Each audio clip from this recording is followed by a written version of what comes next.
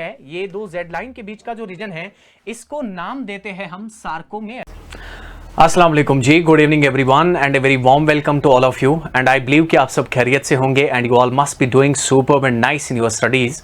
तो स्टूडेंट्स, आपको आइडिया मिला होगा कि आज हम एक इंपॉर्टेंट टॉपिक के ऊपर जो है बात करेंगे। टॉपिक का नाम है मैकेनिज्म ऑफ मसल कॉन्ट्रैक्शन। तो जनरली जो है बच्चों को ये समझने में दिक्कत होती है कि मैकेनिज्म ऑफ मसल कॉन्ट्रैक्शन जो है ये किस तरीके से जो है होता है और किस तरह से एक स्केलेटल मसल जो है वो कॉन्ट्रैक्ट करती है। और इसमें जो है वो सार्कोमेयर बात करेंगे, उसके अंदर जो जोन एंड बैंड्स आते हैं उनको समझने में बच्चे को दिक्कत होती है। एक्शन पोटेंशियल क्या है, वो चैनल्स वगैरह सब वहां पे क्या होती है। तो आप और मैं मिलके आज इस पार्ट को जो है बहुत अच्छे से लर्न करेंगे और एनसीईआरटी को मास्टर करेंगे। एंड इसकी इंपॉर्टेंस में अगर आपको बोलूं कि अगर आप देखें कि कुछ टाइम के बाद से आपको जो है बोर्ड एग्जाम्स में जाना है, क्लास 11th की मैं बात कर रहा हूं, तो वहां पे जाकर के बोर्ड एग्जाम में जो एग्जामिनर होता है उसको इसके बिना अगर वो ये ना पूछता उसको आनंद आता ही नहीं है। और उसके साथ साथ जो बच्चे नीट की तैयारी में बैठे हैं तो वहां पर भी जो है ऐसे क्वेश्चन मिलते हैं। तो इसलिए मैं बोलता हूं कि that this particular session will be important and आप सम टाइम आप और मैं मिलकर बोलेंगे that this was important. But before we dive into the what we called as mechanism of muscle contraction, इसका थोड़ा सा बेसिक हम क्लियर करेंगे। हम स्केलेटल मसल से इसको लेकर के जाएंगे सो दैट कि वो सारी चीजें, वो सारे बेसिक्स जो हमें यूज होंगे इस मैकेनिज्म ऑफ मसल कॉन्ट्रैक्शन के डिस्कशन के टाइम पर, तो वहां पे हमें कोई दिक्कत ना हो, हम उनको अच्छे से लर्न करेंगे। राइट, तो let's get on to the skeletal muscle. ये स्केलेटल मसल है एंड स्केलेटल मसल की हम बात करेंगे तो यहां पे आप देख सकते हैं ये जो है this is going to be a bone, ठीक है ना। Bone is attached to the skeletal muscle by means of a tendon. तो ये जो है ये टेंडन है, उसके बाद से ये पूरा स्केलेटल मसल है। एंड स्केलेटल मसल जैसे आप एनसीईआरटी देखेंगे, एनसीईआरटी का करीबन 220 पेज नंबर से आप देखें या 221 पेज नंबर जो है वहां, क्योंकि mechanism muscle contraction page number 222 से स्टार्ट हो, 221 से स्टार्ट हो रहा है, 219 के आसपास ये होगा, ठीक है।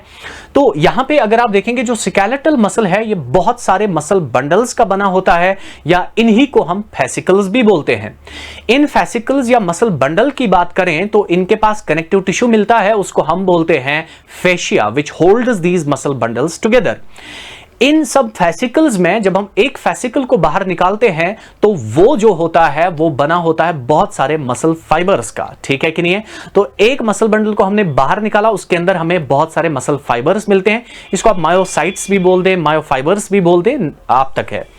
और उसके बाद से इस मसल फाइबर की जब हम बात करते हैं तो इसके अंदर जो है हमें इसकी सेल मेम्ब्रेन मिलती है, बड़ी यूनिक मेम्ब्रेन होती है, उसको हम सार्कोलेमा बोलते हैं। और इसके अंदर साइटोप्लाज्म मिलता है, उसको हम सार्कोप्लाज्म बोलते हैं। और इसकी इन्वेजिनेशंस हमें मिलती हैं, उसको हम बोलते हैं, इसकी जो मेम्ब्रेन है वो इन्वेजिनेट होती है, उसको हम बोलते हैं टी टिब्यूल्स, ट्रांसवर्स टिब्यूल। और इसके साथ कॉन्टैक्ट में होता है what we called as sarcoplasmic reticulum, that's actually the endoplasmic reticulum, और I can say modified endoplasmic reticulum which is actually the store house of calcium ions, right. और फिर इसके अंदर, इस मसल फाइबर के अंदर माइटोकॉन्ड्रिया भी मिलता है जिसको हम सार्कोसोम बोलते हैं। और फिर उसके बाद से अगर आप देखें कि इसके अंदर हमें पैरेलली अरेंज्ड बहुत सारे what we called as myofibrils मिलते हैं। और जो मायोफिब्रिल्स में से हम एक मायोफिब्रिल की बात करेंगे तो वहां पे हमें दो तरह के फिलामेंट्स देखने को मिलते हैं, actin and myosin. In filaments के कारण से जो हमारे पास स्केलेटल मसल होता है दैट इज स्टाइरिएटेड, उसकी वजह से जो है हमें डार्क एंड लाइट बैंड्स देखने को मिलते हैं अल्टरनेट पोजीशन पे, अल्टरनेटिवली जो है ये अरेंज होते हैं। तो इसलिए हम स्केलेटल मसल को बोलते हैं स्टाइरिएटेड मसल भी, ठीक है कि नहीं है। तो यहां पे जैसे मैंने आपको यहां पे दिखाया कि ये स्केलेटल मसल है, इसके अंदर जो ये गोल गोल से स्ट्रक्चर्स देख रहे हैं ये बेसिकली क्या है, ये गोल गोल से स्ट्रक्चर्स जो है ये मसल बंडल्स है और इन्हीं को आप क्या बोलते हैं, फेसिकल्स बोलते हैं। और फिर उसके बाद से हमने एक फेसिकल को बाहर निकाला, इसके अंदर बहुत सारे मसल फाइबर्स हमें देखने को मिले, जैसे कि मैंने यहां पे रखा भी है कि स्केलेटल मसल जो है that is actually going to be composed of what we called as fascicles and इनके बीच में कनेक्टिव टिश्यू होता है जिसको हम फेशिया बोलते हैं, that holds all these muscle bundles together.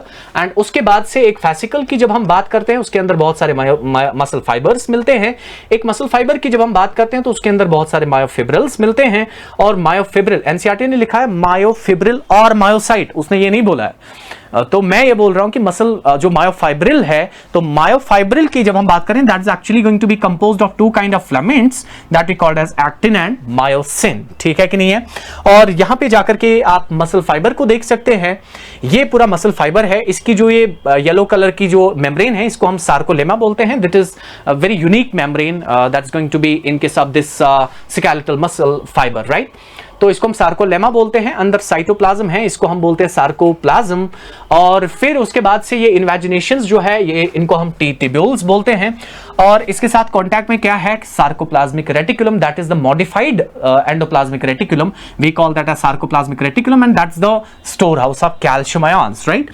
और फिर उसके बाद से जो मैंने आपको बोला कुछ ही टाइम पहले कि जो हमारे पास वहां मायोफिब्रिल्स मिलते हैं, तो मायोफिब्रिल के अंदर हमें मायोफिलामेंट्स मिलते हैं, एक्टिन एंड मायोसिन। और वो किस तरह से, वो थिन थिक फिलामेंट्स जो है, एक्टिन को हम थिन फिलामेंट बोलते हैं, मायोसिन को हम थिक फिलामेंट बोलते हैं। वो कुछ इस प्रकार से अरेंज होते हैं।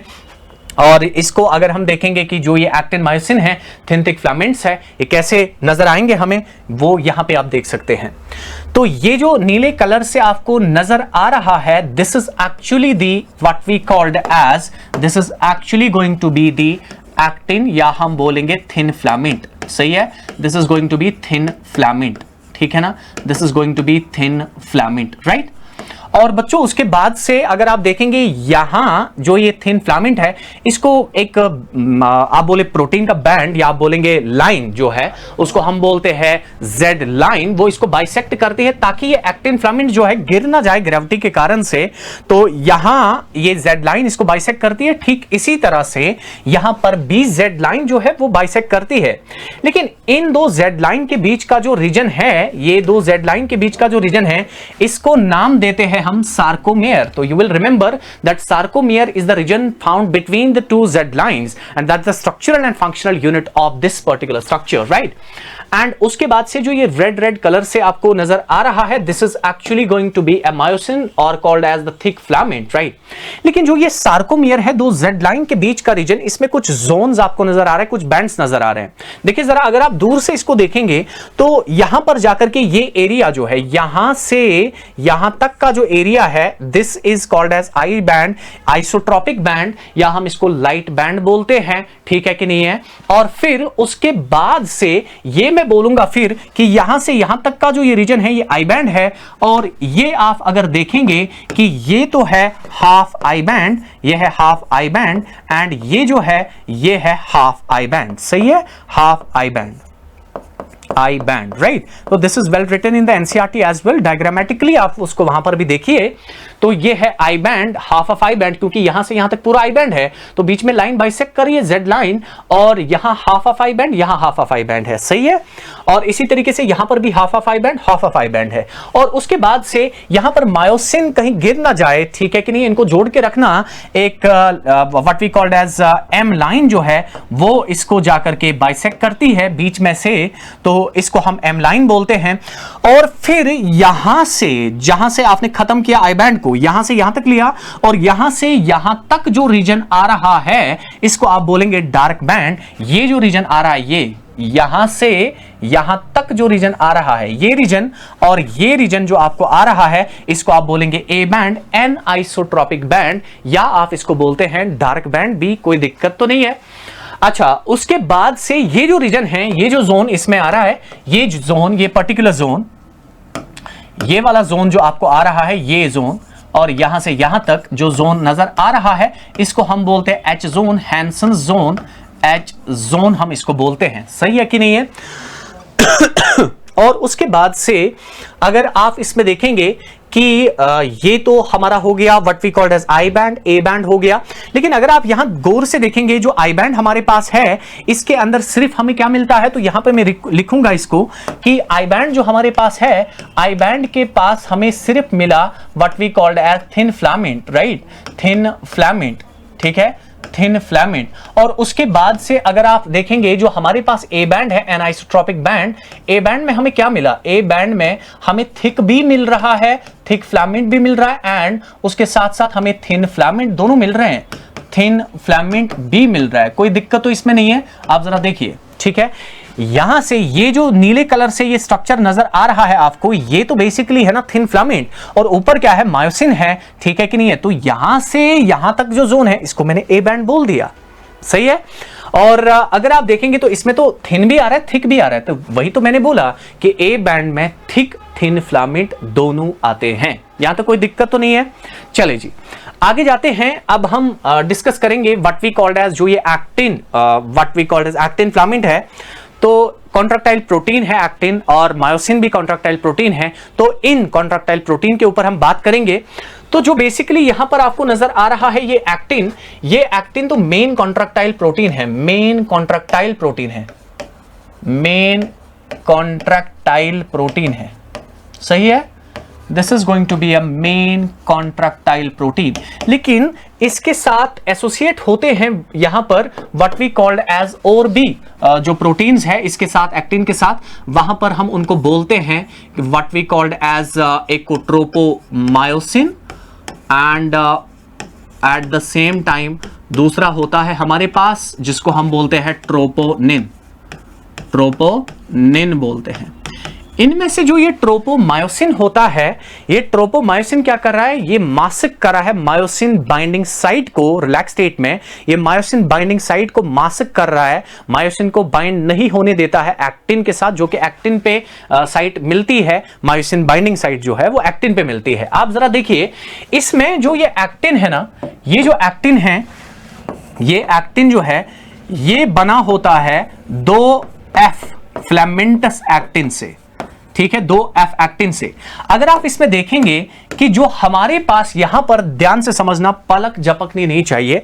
आप देखिए कि जो हमारे पास एक F एक्टिन है, एक F एक्टिन है, that is actually the polymer of G actins.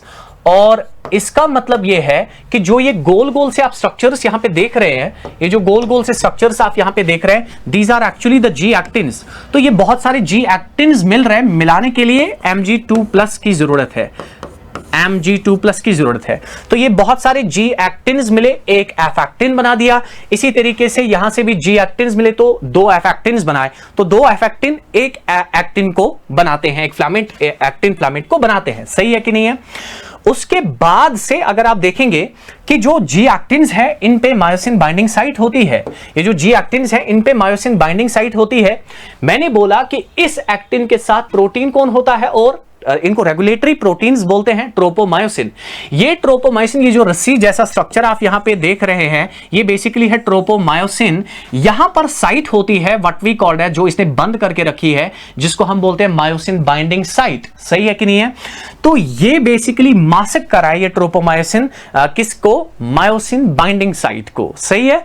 और फिर उसके बाद से जो ट्रोपोनिन है, ये डायरेक्टली तो मास्क नहीं कर रहा है, ये डायरेक्टली तो वो छुपा नहीं रहा है वो साइट, कौन साइट, जो मायोसिन बाइंडिंग साइट एक्टिन पे है, उसको नहीं छुपा रहा है। Rather it anchors and regulates the position of tropomyosin. कोई दिक्कत तो नहीं है, ठीक है कि नहीं है। तो ये समझ में आ गया आपको। ओके, नेक्स्ट जो हमारे पास थिक फिलामेंट मायोसिन है, तो मायोसिन फिलामेंट की अगर हम बात करेंगे, myosin itself is going to be, myosin के अगर हम बात करेंगे तो मायोसिन क्या है, मायोसिन भी एक पॉलीमराइज्ड प्रोटीन है, कॉन्ट्रैक्टाइल प्रोटीन है। और एट द सेम टाइम जो मायोसिन है ये बना होता है मोनोमेरिक यूनिट, उनको हम बोलते हैं मीरोमायोसिन्स। तो बहुत सारे मीरोमायोसिन्स मिलके एक मायोसिन फिलामेंट को बनाते हैं, मीरोमायोसिन्स। और इस मीरोमायोसिन की जब आप बात करते हैं, जो ये मीरोमायोसिन है, ये मीरोमायोसिन मॉलिक्यूल का स्ट्रक्चर है। और इसमें आपको क्या देखने को मिल रहा है, यहां से यहां तक तो आपको देखने को मिलता है, इसको हम बोलते हैं टेल। क्या बोलते हैं, टेल।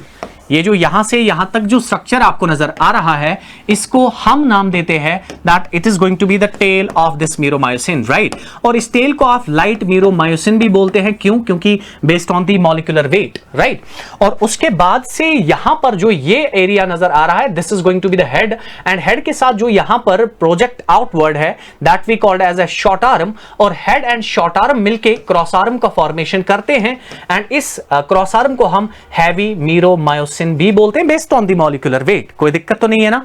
अच्छा, वापस आते हैं यहां पर इस पर्टिकुलर स्ट्रक्चर पे। जो ट्रोपोमायोसिन, मैंने बोला कि मायोसिन बाइंडिंग साइट को क्या कर रहा है, मास्क कर रहा है। जो ट्रोपोनिन है, ट्रोपोनिन ग्लोबुलर प्रोटीन है, ट्राइमेरिक प्रोटीन है। तो इसकी 3 सब यूनिट्स होती हैं।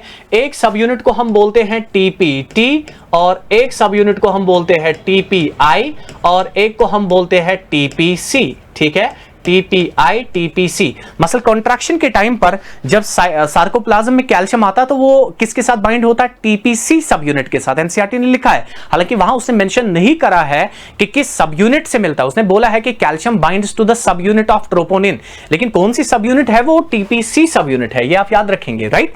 अच्छा, तो ये सारी चीजें आपको क्लियर हो चुकी होंगी। मायोसिन क्लियर हो चुका होगा, एक्टिन क्लियर हो चुका होगा, राइट। तो यहां पर आ जाते हैं हम अब मैकेनिज्म ऑफ मसल कॉन्ट्रैक्शन पे।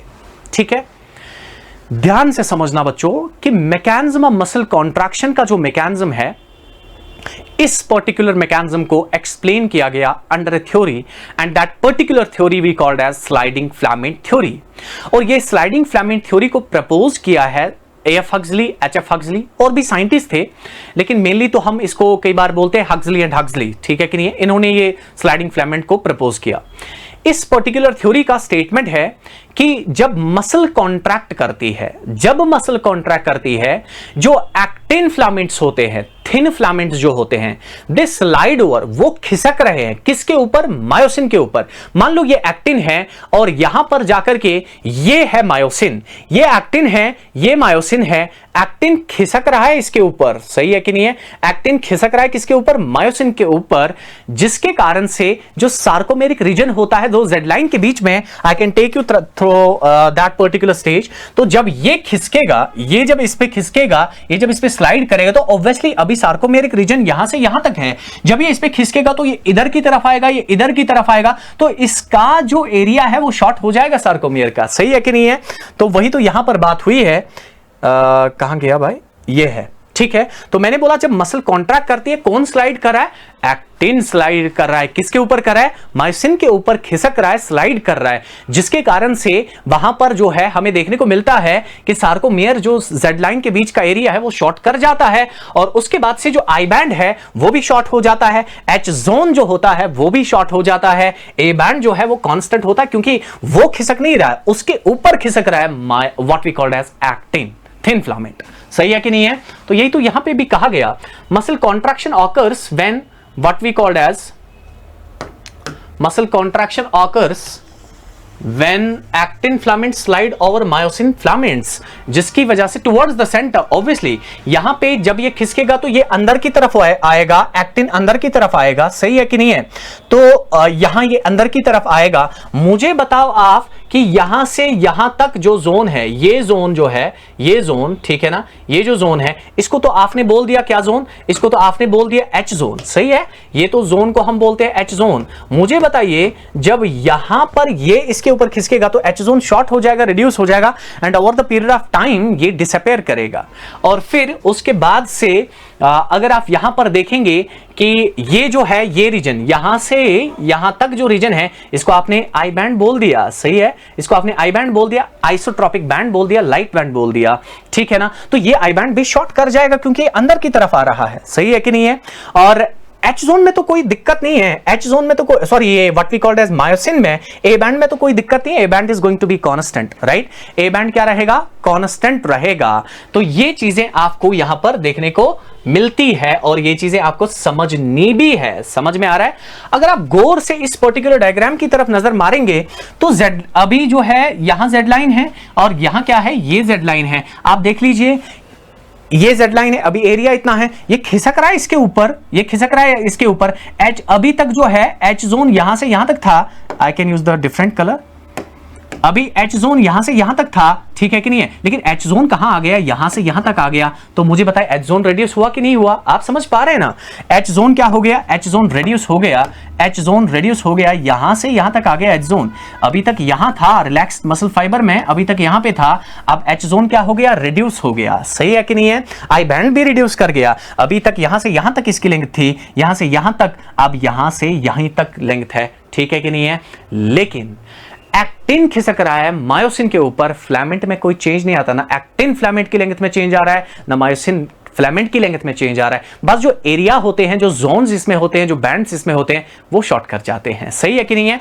अब मसल कैसे कॉन्ट्रैक्ट करती है, ये तो वो स्टेटमेंट एनसीईआरटी का है जिसको मैंने बहुत अच्छे से जो है एक्सप्लेन किया, और मुझे लग रहा है कि ये जो एरिया है तब ये जाकर के किसको रिप्रेजेंट कर रहा है? रिलैक्स्ड स्टेट को रिप्रेजेंट कर रहा है। ये रिलैक्स्ड है, ये रिलैक्स्ड है, और ये अगर आप इसकी बात करेंगे तो ये तो कॉन्ट्रैक्टेड स्टेट है, कॉन्ट्रैक्टेड स्टेट है। सही है, कॉन्ट्रैक्टेड स्टेट है। क्लियर है कि नहीं है?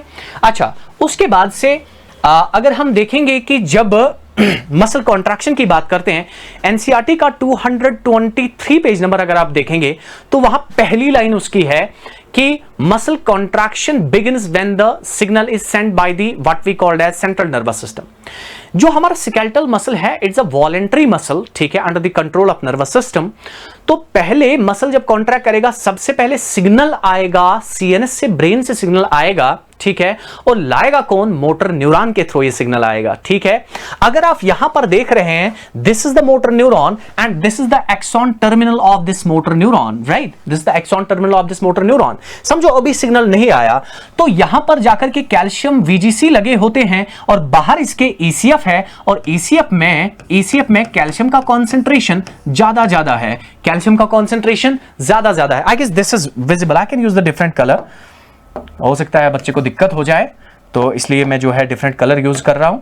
तो यहां पर ये जो आप देख रहे हैं, ये बेसिकली क्या है? कैल्शियम गेटेड चैनल्स है, और यहां बाहर ईसीएफ है, तो बाहर ईसीएफ में कैल्शियम का कॉन्सेंट्रेशन क्या है? ज्यादा। ध्यान से समझना, जो ही ब्रेन से सिग्नल इंपल्स आया, वो इंपल्स जब यहां पहुंच जाता है, इसको हम बोलते हैं प्रीसाइनेप्टिक नॉब, इसको हम प्रीसाइनेप्टिक नॉब बोलते हैं।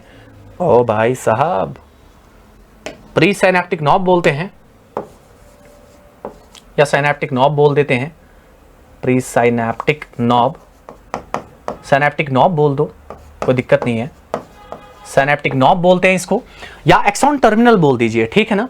तो अगर आप देखेंगे, जो ही ब्रेन से सिग्नल आया मोटर न्यूरॉन के थ्रू, तो ये जो कैल्शियम चैनल्स वीजीसी जो थे, ये अभी तक क्या थे? क्लोज थे। अब जब इंपल्स यहां अराइव कर जाता है, तो ये चैनल्स खुल जाती है। जो ही ये चैनल्स खुल गई, बाहर से कैल्शियम अंदर की तरफ आता है, बाहर से कैल्शियम अंदर की तरफ आता है, ईसीएफ से कैल्शियम अंदर की तरफ आता है। इस साइनेप्टिक नॉब के अंदर जो ये छोटे छोटे आपको गोले गोले से स्ट्रक्चर्स नजर आ रहे हैं, ये बेसिकली क्या है?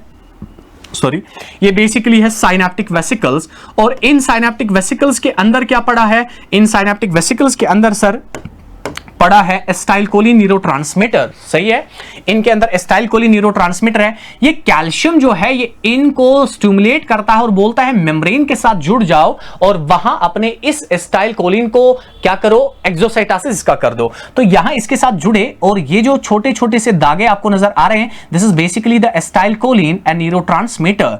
क्योंकि जो इंपल्स ऊपर से आ रहा है, फिजिकली टच तो पोस्ट साइनेप्टिक मेम्ब्रेन के साथ नहीं करेगा जनरली। पोस्ट साइनेप्टिक मेम्ब्रेन कौन है? सार्कोलेमा। सही है ना, मसल फाइबर का सार्कोलेमा।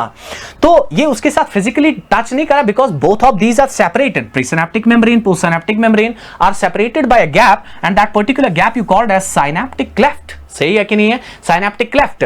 और इस साइनेप्टिक क्लेफ्ट में जो ही ये आ गया, तो यहां पर रिसेप्टर होते हैं पोस्ट साइनेप्टिक मेम्ब्रेन के पास, और इन रिसेप्टर्स के साथ जुड़ जाता है। अब जो ये जंक्शन बना presynaptic what we called as membrane से और पोस्ट साइनेप्टिक मेम्ब्रेन के बीच का जो ये जंक्शन बना, इस जंक्शन को ही हम न्यूरोमस्कुलर जंक्शन, या इसको हम मोटर एंड प्लेट भी बोल देते हैं। सही है कि नहीं है? तो यहां पे जैसे मैंने लिखा, the synapse between A somatic motor neuron, somatic motor neuron मतलब वो मोटर न्यूरॉन जो स्टिमुलेट करा स्केलेटल मसल फाइबर को, and A skeletal muscle fibre, तो इसको क्या बोलेंगे? न्यूरोमस्कुलर जंक्शन, या हम इसको बोलेंगे मोटर एंड प्लेट, या junction between the axon terminal obviously of motor neuron and a muscle fiber through which motor neuron can communicate with the muscle fiber. Yes, सही है कि नहीं है? लेकिन बच्चों एक चीज आपकी एनसीईआरटी लिखती है, वो ये है कि जो यहां पर what we called as neuromuscular junction या मोटर एंड प्लेट तो हो गया, लेकिन इसके बाद से लिख रहा है मोटर यूनिट। वो मोटर यूनिट को लिख रहा है। मोटर यूनिट क्या है? मोटर यूनिट है ये न्यूरॉन, ठीक है, मोटर न्यूरॉन, और ये पूरा मसल फाइबर, ठीक है कि नहीं है? तो इन दो को मिला के हम क्या बोलते हैं? Motor unit. समझ आ रही है? ये रिप्रेजेंट करें मोटर यूनिट को।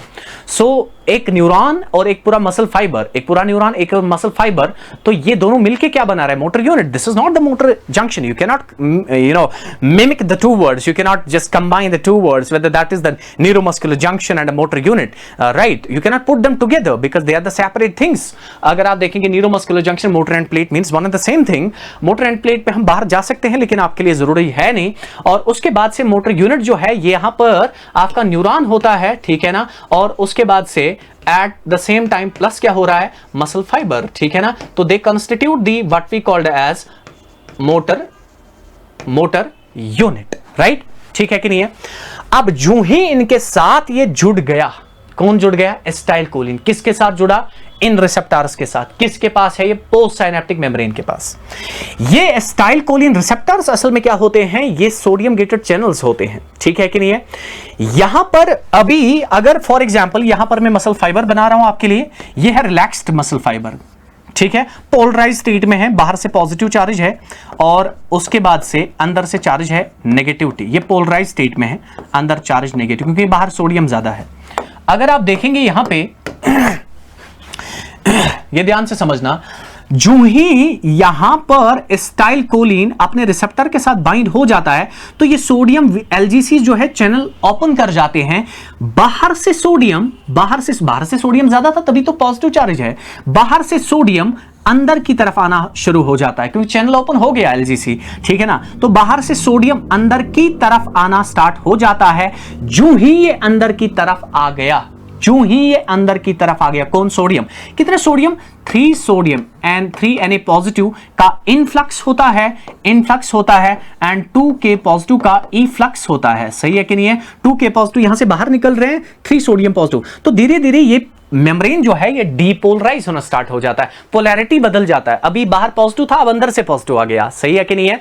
अब उसके बाद से मैंने आपको बोला है कि यहां पर जाकर के जो ये सार्कोलेमा है, इस सार्कोलेमा की इन्वेजिनेशंस जो होती है उनको हम टी ट्यूब्यूल्स बोलते हैं, और इन टी ट्यूब्यूल्स के साथ what we called as connect होता है। ये मैं अलग से दिखाऊंगा यहां पे आपको। ये सपोज करके ये मसल फाइबर है और यहां पर जाकर के इसकी इन्वेजिनेशंस है, यहां ये इन्वेजिनेशंस है, ठीक है कि नहीं है? ये इन्वेजिनेशंस है, इनको हम क्या बोलते हैं? T tubules, right? इनको हम टी ट्यूब्यूल्स बोलते हैं।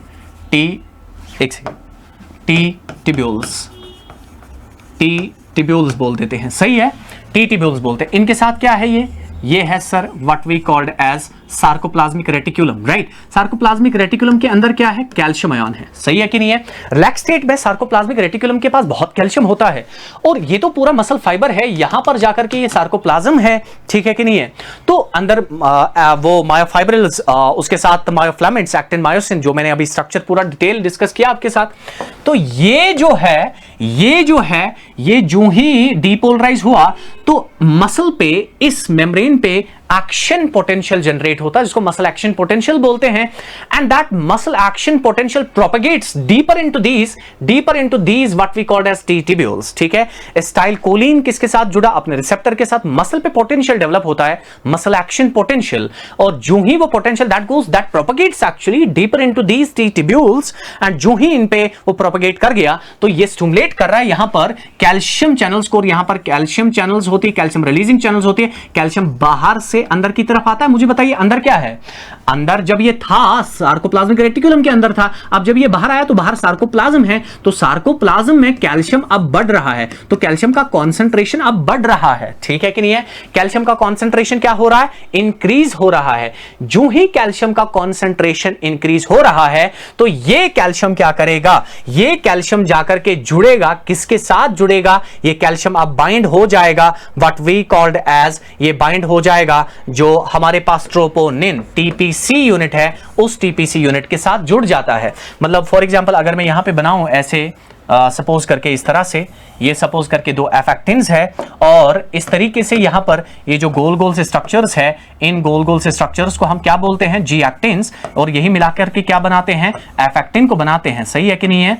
अब आप जरा गौर से देखिए कि जो ही कैल्शियम का लेवल कहां बढ़ गया? सर कैल्शियम का लेवल बढ़ गया what we called as in sarcoplasm. जो ही सार्कोप्लाज्म में कैल्शियम का लेवल बढ़ गया, ठीक है कि नहीं है, सार्कोप्लाज्म में कैल्शियम का लेवल बढ़ गया, अब ये जाकर के जुड़ेगा ये कैल्शियम जो एक्टिन के पास ट्रोपोनिन एक ट्राइमेरिक प्रोटीन है वो इसके साथ होता है, तो उसकी सब यूनिट क्या है, उसकी सब यूनिट का नाम है टीपीसी, ठीक है कि नहीं है। मान लो यहां पर जाकर के ये है मायोसिन बाइंडिंग साइट, ये है मायोसिन बाइंडिंग साइट, ये है मायोसिन बाइंडिंग साइट, ये है मायोसिन बाइंडिंग साइट, ये है मायोसिन। इनको छुपा कौन रहा है, इनको छुपा रहा है what we called as actin, ऐसे समझे, इनको छुपा रहा है एक्टिन, इसके साथ सॉरी ट्रोपोमायोसिन, इनको छुपा कौन रहा है, ट्रोपोमायोसिन, इनको ट्रोपोमायोसिन छुपा रहा है, और फिर इसके साथ जो है ट्राइमेरिक प्रोटीन ट्रोपोनिन, और ये जो कैल्शियम का लेवल यहां बढ़ गया, तो ये कैल्शियम का लेवल सपोज ये टीपीसी है, इस टीपीसी के साथ कौन जुड़ रहा है, कैल्शियम जुड़ रहा है। जो ही इसके साथ कैल्शियम जुड़ा तो यहां पर जाकर के क्या हो जाता है, जो ये यहां पर कन्फर्मेशनल चेंज आ जाता है, tropomyosin gets pulled away, shape में बदलाव आता है, ये एकदम से फ्लिप हो जाते हैं, और जो अभी तक ये ट्रोपोमायोसिन इस मायोसिन बाइंडिंग साइट को अभी बांध रहा था, मास्क कर रहा था, अब वो बिल्कुल अनमास्क हो गई, और जो ही अनमास्क हो गई तो जो मायोसिन का what we called as head है वो इसके साथ मिलके क्रॉस ब्रिज बनाएगा। कुछ इस प्रकार से हम दिखाएंगे आपको, यहां पे आप देखिए ये है, ठीक है, जो ही इसके साथ ही जुड़ा, क्योंकि हमारे पास जो है जो मायोसिन होता है, मायोसिन की बात करेंगे, मायोसिन का जो हेड होता है, मायोसिन हेड के पास दो बाइंडिंग साइट होती है, एक एटीपी बाइंडिंग साइट, एक एक्टिन बाइंडिंग साइट। एटीपी उसके साथ जुड़ा होता है, एटीपी जो है that's on the head, that's the site where the ATP could get join, and अगर आप देखेंगे एनसीईआरटी लिख रहा है कि जो मायोसिन हेड है that works as an ATPase enzyme, और एटीपी को हाइड्रोलाइज करता है किसमें, उसकी हाइड्रोलाइसिस करके उसको एडीपी इनऑर्गेनिक फॉस्फेट और एनर्जी, ये एनर्जी स्टोर होती है मायोसिन हेड में, और मसल कॉन्ट्रैक्शन को यूज करा है क्रॉस ब्रिज बनाने में, और मसल कॉन्ट्रैक्ट करती है।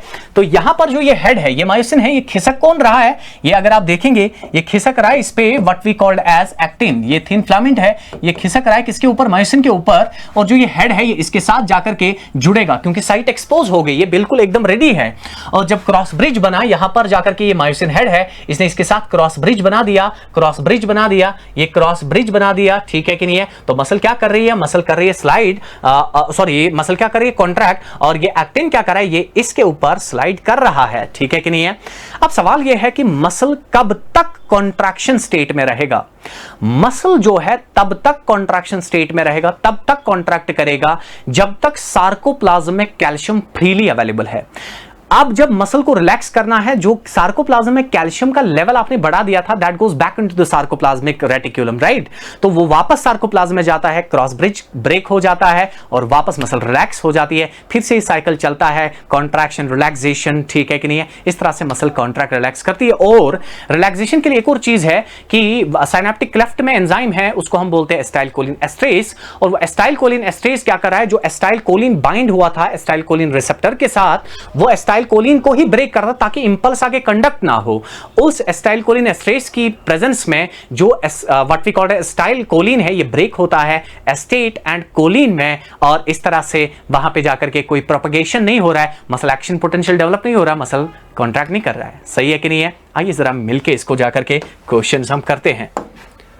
ये कुछ फ्लो चार्ट है, ये आप लोगों के लिए बहुत जरूरी है। CNS sense signal by motor neuron, उससे क्या होता है, एसिटाइलकोलिन बाहर आते हैं, और neuromuscular junction, that is actually the junction between presynaptic and postsynaptic membrane, and जो ही एसिटाइलकोलिन अपने रिसेप्टर के साथ जुड़ा तो एक्शन पोटेंशियल मसल में डेवलप हो जाता है, और जिसके कारण से सार्कोप्लाज्मिक रेटिकुलम के अंदर जो कैल्शियम है, वो कैल्शियम क्या आ जाता है बाहर, किस में बाहर आता है, सार्कोप्लाज्म में कैल्शियम बाहर आता है। और कैल्शियम बाहर आता है तो ये क्या वहां आराम से बैठता है, नहीं, ये ट्रोपोनिन की सब यूनिट ट्रोपोनिन सी से जुड़ जाता है, और ट्रोपोनिन सी से जुड़ा तो जो अभी तक ट्रोपोमायोसिन जो है अभी तक मास्क कर रहा था वो मायोसिन बाइंडिंग साइट को, that was on the actin, तो उसकी अनमास्किंग हुई क्योंकि कन्फर्मेशनल चेंज आया उनमें ट्रोपोमायोसिन में, तो जाकर के ये फ्लिप हुए ट्रोपोनिन ट्रोपोमायोसिन, और एकदम से खुल गया वो साइट। और मायोसिन क्या कर रहा है, मायोसिन जाकर के क्रॉस ब्रिज बन रहा है, एक्टिन मायोसिन के बीच में क्रॉस ब्रिज बन रहा है, और मसल क्या कर रही है, कॉन्ट्रैक्ट कर रही है। कुछ जिस तरह की चेंजेस होती है। Pull thin filaments inward, absolutely actin filaments अंदर की तरफ खिसकते हैं। Length of A band that is going to remain same, उसमें तो कोई दिक्कत नहीं है। जेड लाइन जो है उसका मोमेंट भी अंदर की तरफ आ रहा है, बिकॉज जो आई बैंड है, अगर आप देखेंगे सार्कोमेरिक रीजन जो है वो क्या कर रहा है, उसमें 2 हाफ आई बैंड आ रहा है और एक कंप्लीट ए बैंड आ रहा है, ठीक है कि नहीं है, ये आप देखिए। उसके बाद से length of I band that's going to get obviously reduce, yes no, okay. उसके बाद से अगर हम देखेंगे यहां पर जाकर के कुछ क्वेश्चंस है, arrange the following steps in A sequence occurring during muscle contraction. अब जरा आप यहां पे देख लीजिए, ये बहुत अच्छे क्वेश्चंस भी है, आप इनको एकदम से प्रैक्टिस करिए और इससे बहुत फायदा होगा। हमने मसल कॉन्ट्रैक्शन में जो स्टेप्स है उनको हमने अरेंज करना है। सबसे पहले सिग्नल कहां से आएगा, सिग्नल आएगा what we called as neuromuscular junction पे, ठीक है कि नहीं है। तो release of calcium ion into the sarcoplasm, ये तो पहला स्टेप नहीं होगा। बाइंडिंग ऑफ कैल्शियम, ये तो बाद की बात है। Neural signal reaching the what we called as neuromuscular junction releases acetylcholine, बिल्कुल पहला स्टेप तो यही होगा, पहले तो यही होगा, थर्ड पहले आएगा, ठीक है कि नहीं है। इसका मतलब फर्स्ट एंड फोर्थ नहीं आएगा, ये आप नीट में भी करिए, ठीक है कि नहीं है, ताकि टाइम आपका बच जाए। अब आपके पास 2 ऑप्शंस में देखना है कौन सा सही है।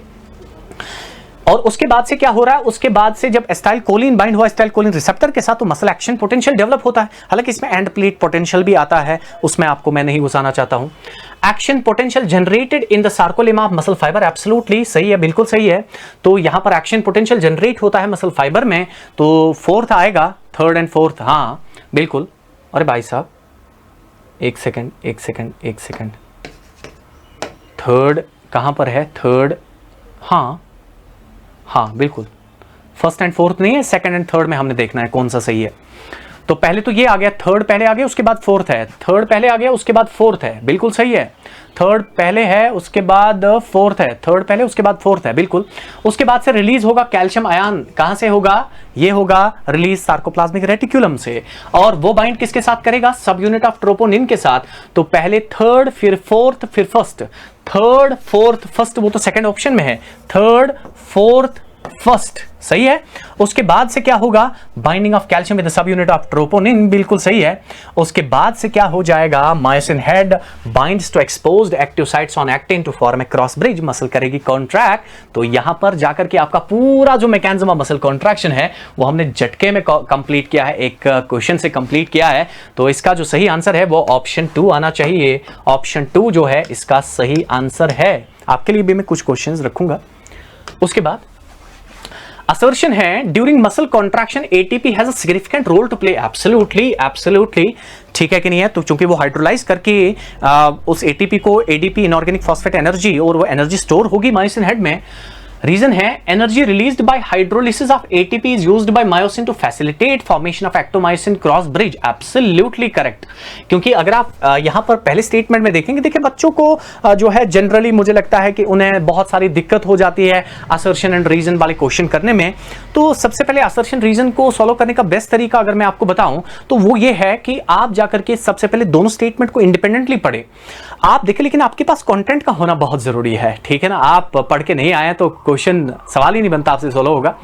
तो जो हमारे पास वहां 2 स्टेटमेंट है, इनको हम इंडिपेंडेंटली पढ़ेंगे और हमें पहले क्लियर करना 2 में से कोई गलत तो नहीं है, फिर तो थर्ड एंड फोर्थ ऑप्शन होगा।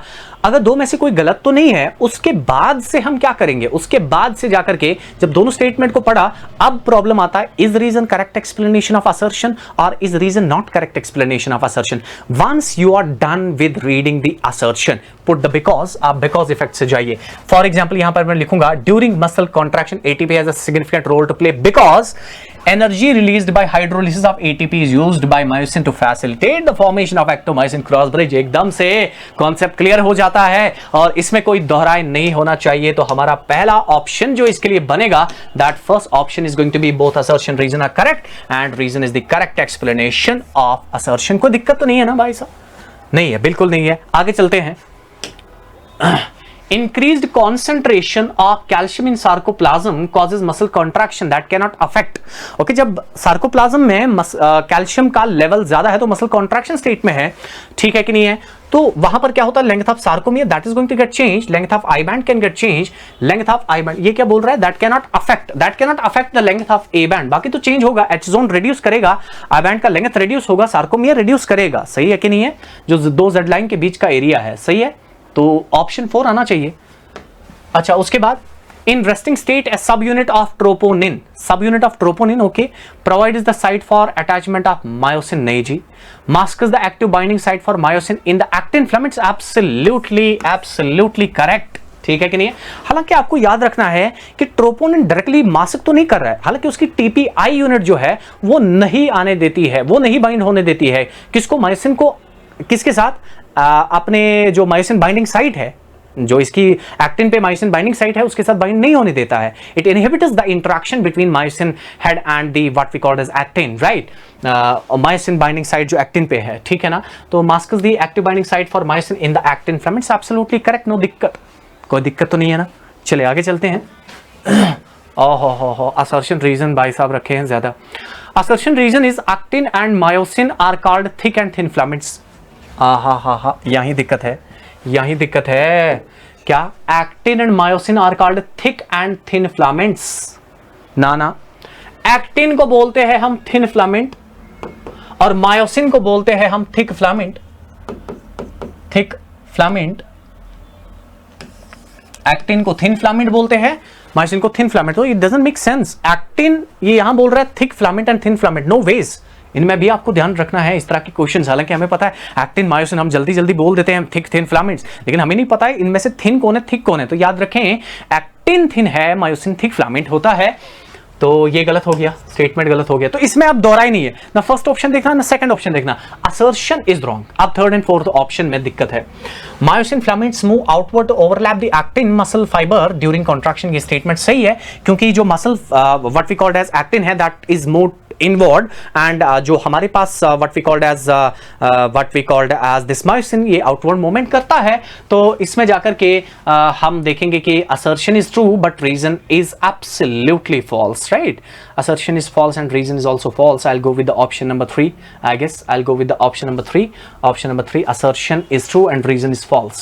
Myosin filaments move outwards to overlap the actin muscle fibers during contraction. Okay, आगे जाते हैं. और कितने असर्शन रीजन है. असर्शन है calcium ions play an important role in the muscle contraction. Absolutely, इनके बिना तो काम चलेगा ही नहीं. तो ये तो स्टेटमेंट सही है, इसमें कोई दोहरा ही नहीं आना चाहिए आपको. रीजन है calcium ion combine with troponin chain, okay, displacing tropomyosin. हाँ भाग जाओ भाई. Allowing the myosin head part to combine with actin, बिल्कुल सही है. क्या बोल रहा है? Calcium ion plays an important role in the muscle contraction. कोई दिक्कत तो नहीं है, मुझे तो कोई दिक्कत नहीं है. हाँ, पहला स्टेटमेंट एकदम से ठीक है.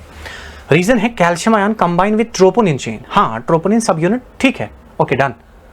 डिस्प्लेसिंग ट्रोपोमायोसिन, हाँ उसके साथ जुड़ा टीपीसी के साथ ट्रोपोमायोसिन डिस्प्लेस हुआ. मायोसिन हेड जो है वो कंबाइन हो रहा है एक्टिन के साथ, बिल्कुल ये कैल्शियम के कारण से ही हुआ. तो assertion reason are true and reason is the correct explanation. I will go with the option number 1. So I guess this was the last question. तो आई होप कि आपने सेशन को बहुत एंजॉय किया होगा. तो आप कमेंट में लिखिए कि हमारा सेशन अगला क्या होना चाहिए. God bless you all.